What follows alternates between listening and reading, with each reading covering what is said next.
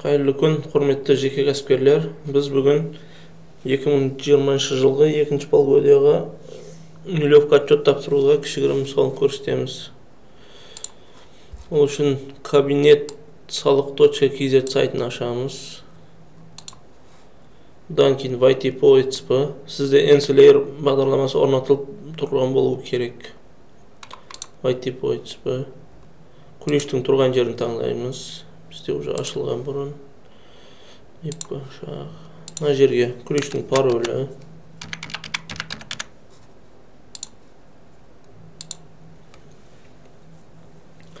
Ары қарай форма налоговой отчетности формы 2021 910 упрощенная декларация для субъектов малого бизнеса. Одан кейін толтыруды бастаймыз 910 форманы. Мына жерге 2-ші полугодия 2021 шығар. Бізде не ведет бухгалтерский учет, очередная, резидент Республики Казахстан,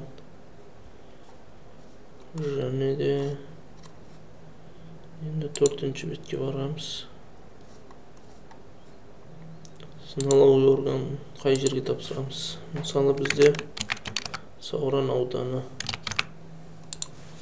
5828 налоговый код органның 5828. Одан кейін проверить заполнение. Бізге қателерін көрсетеді. Қай жерде қате бар. Бұл жерге 0 қойып шығамыз. Бізде жұмыс жүрмегендіктен.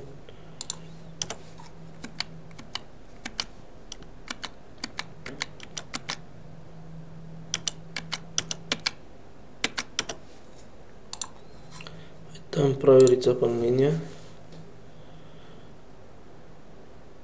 Ошибок нет.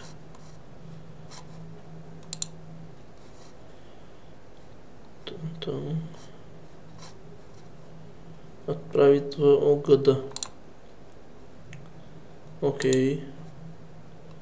Қол қоятын күлеш таңдаймыз. Ерса.